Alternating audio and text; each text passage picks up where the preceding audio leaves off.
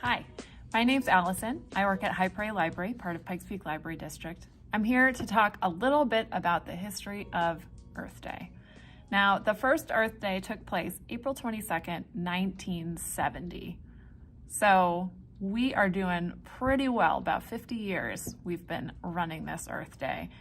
Now, before Earth Day was a thing, people didn't really take the Earth seriously. People didn't really think about protecting the environment, things that they could do to help make the Earth a healthier ecosystem and a happier place for us people to live. So the movement of Earth Day was spurred on first by the book called Silent Spring by Rachel Carson, which she kind of exposed the effects of pesticides on our ecosystems, the really negative effects of pesticides on our ecosystems. But then after that book release, the Santa Barbara oil spill of 1969 happened. So those two big events spurred on Senator Gaylord Nelson to enact Earth Day to help bring focus to the health of our environment. The first day, Earth Day, was a series of rallies held at universities, colleges, and cities across America. Now, that same year, the Environmental Protection Agency, or EPA, was formed, followed by the Clean Air Act and the Endangered Species Act. So you can see that Earth Day, being a really big event started by one person, ended up leading to a lot of policy changes in the government. So Earth Day was just a thing in America for a while, but then it went global in 1990. The focus of Earth Day has shifted to all different kind of topics over the years, from picking up trash to recycling, and then to the importance of using clean energy like solar power, wind power, that kind of thing. So the first Earth Day in 1970 was celebrated by about 20 million people.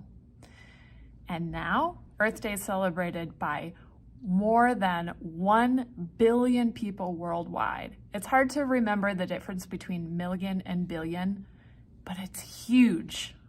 So, way to go.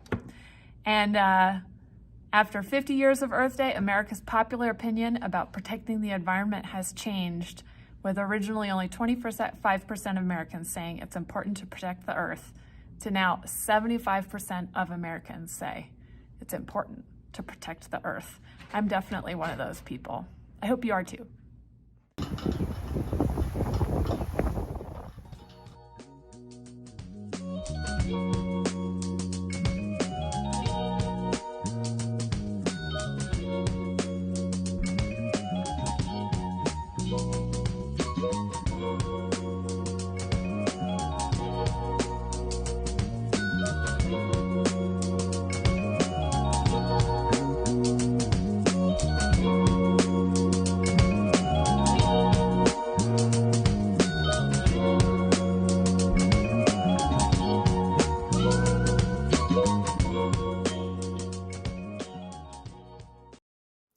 Creating less trash, making less waste is definitely a good choice for the environment.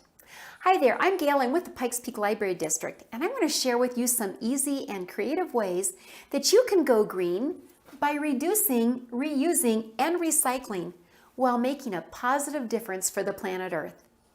So going green means using less and making less waste. Let's explore one great way that you can reduce waste by reusing. Like me, you probably have those days where you're going to be away from home for the day and you know you'll need to take along a snack or a lunch. Well, you might pack a lunch that looks something like this, or you might pack a lunch that looks something like this. Both lunches have the same delicious food inside, but one of these lunches will produce no waste while the other one will become all waste. Let me show you what I mean. So the lunch packed in the paper bag left behind a lot of trash. It made a lot of waste. Everything is disposable. On the other hand, the lunch that was packed using reusable containers are all ready for a second use as soon as they're washed and dried. Now, there are a few scraps that could end up in the trash, but they really don't have to. If I take them and put them in my kitchen compost unit, empty them into my compost pile outside, and then use them in my garden dirt, they're not waste at all. So that really is a zero waste lunch. In the future, I think I know how I'm going to be packing my lunches. How about you? Now that we have some ideas for reducing waste, let's take a look at how we might reduce energy use. Everything that you buy, use, wear takes energy to make, and that energy mostly comes from fossil fuels like oil, coal, and natural gas, all found in the Earth's crust. Every time we make something new and use it up, we're using up fossil fuels. And scientists tell us that we're using those fossil fuels up more quickly than they can be replaced. But there is some good news. There are ways that you can reduce your energy use. Here are a few. When you take a shorter shower than usual, you can save gallons of water. And less water used means less energy used to clean and heat that water. You can even set a timer, just in case you're tempted to stay in that shower a little too long. And if you turn off the faucet while you're brushing your teeth, that's even more energy saved in cleaning water that would just go down the drain unused. Another way to reduce the use of energy provided by fossil fuels is to power down. Try turning off the lights when no one's in a room. And just use natural light when it's possible. You could even try a night where you don't use any electricity at all. And believe it or not, you can save energy by unplugging devices and electronics when you're not using them, because even sleep mode takes energy. So unplug, spend some time outside. You'll have fun and be a lot more fit. Now let's think about some ways to reuse items instead of discarding them and sending them off to the landfill to sit in those garbage piles. Okay, it's no secret.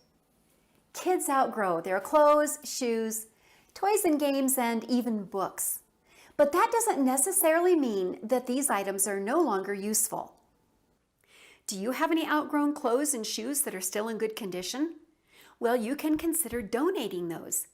Maybe you have younger brothers or sisters or cousins or even friends who could wear your gently used clothing. And if not, you could donate to thrift stores or shelters.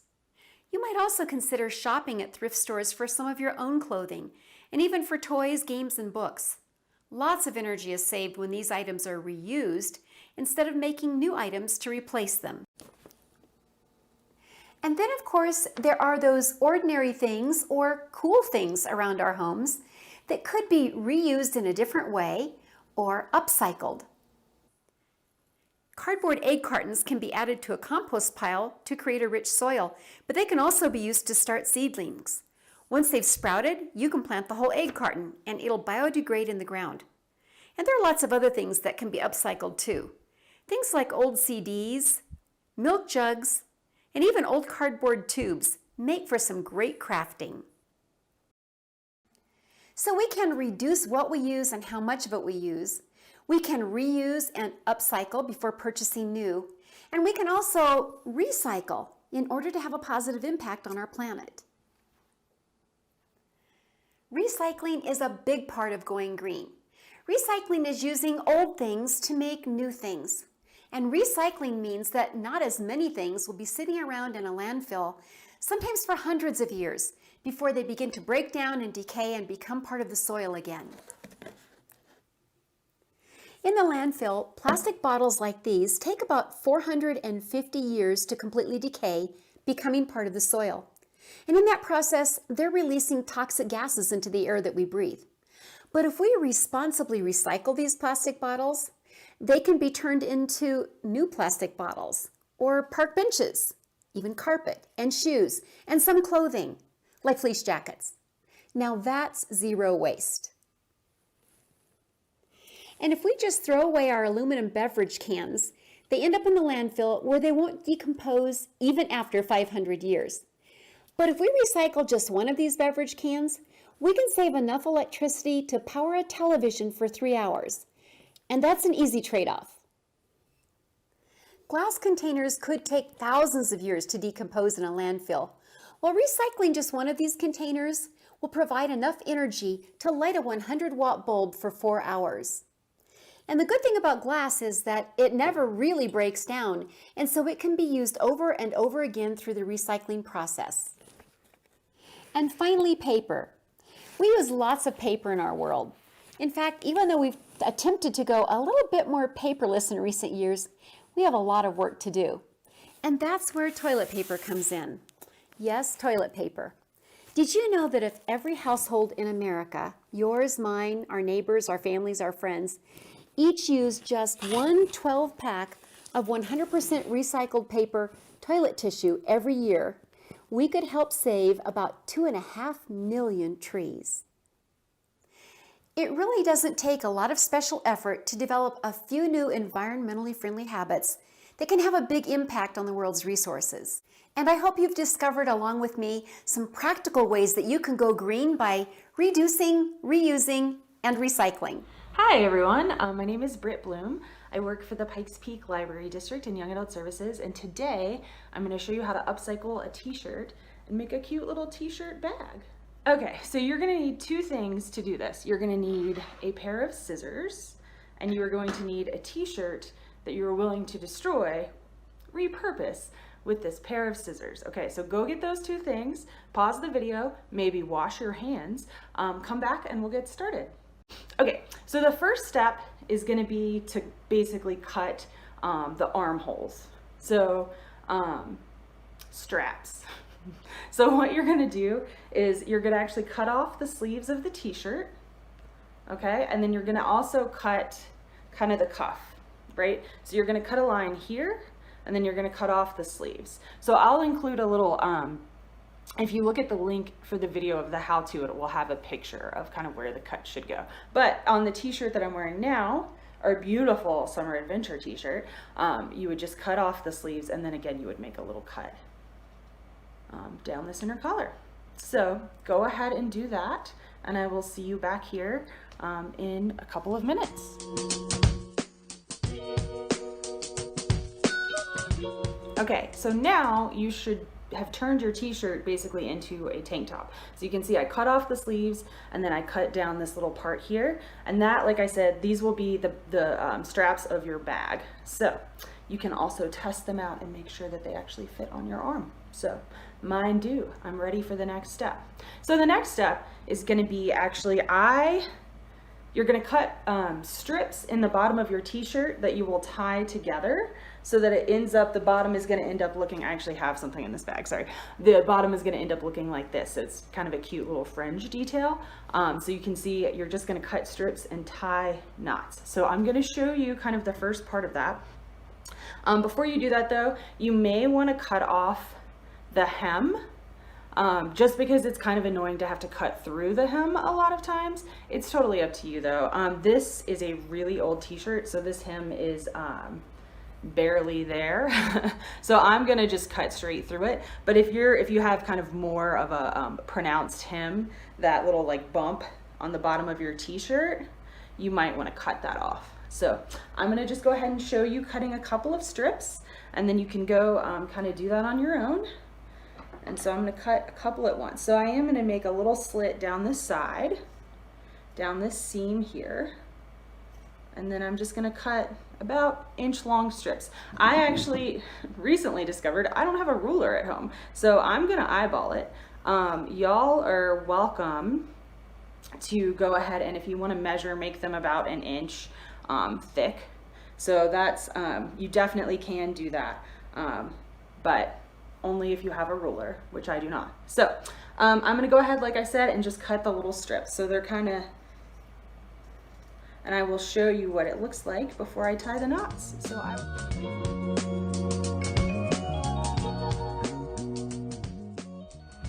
okay, so now the top of your t-shirt should look like this, and the bottom of your t-shirt should look like this.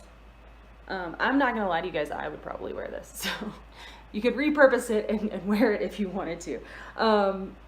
But the next step for using it as a bag is going to be to tie knots. So you're going to tie a square knot, and you can see here, like these are definitely longer than an inch in length. I've got a couple of inches here, but yeah, you can make them longer or shorter. Again, it's just going to impact the fringiness of your fringe and the depth of your bag. So cool. So I'm going to tie some knots.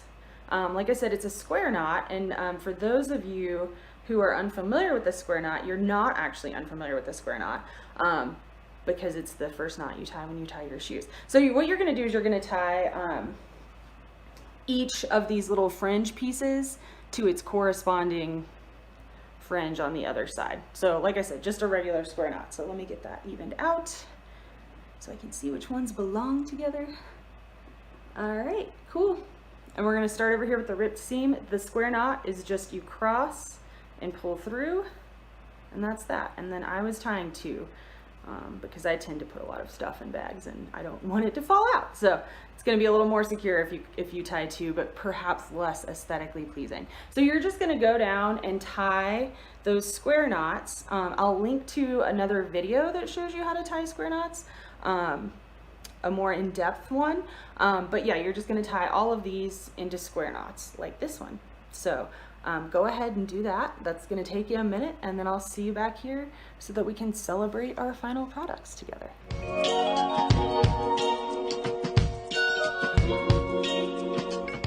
Okay, and that's it. You have a bag now, or you should anyway.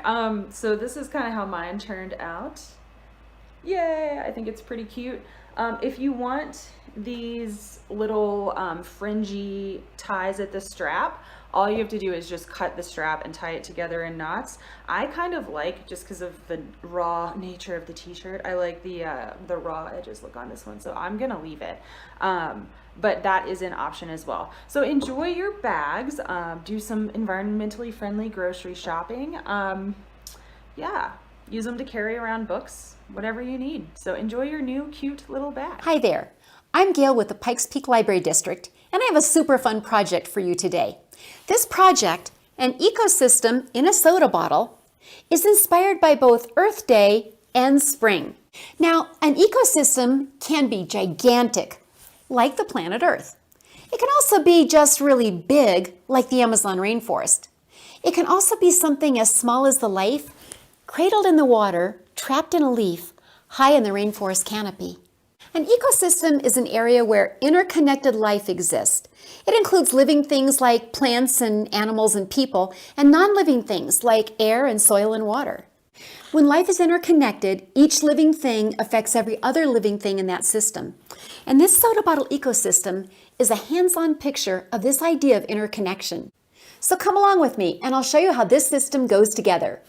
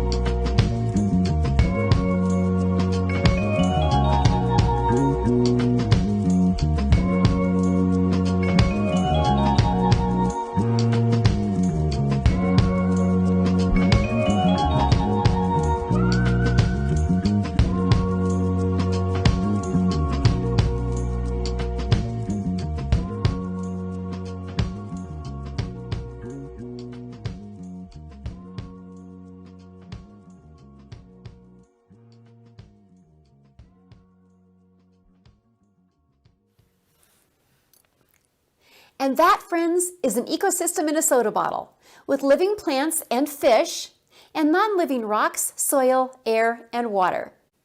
If this looks like a project that you'd like to try at home, be sure to check out the link where you'll find a list of supplies, easy instructions to follow, as well as a little science behind the project. And don't forget to use that hole that we punched in the side of the bottle to put some flakes in to feed your fish each day, as well as keeping the soil moist with enough water so that the plants survive and grow. And that leaves just one more thing, and that is to name those fish.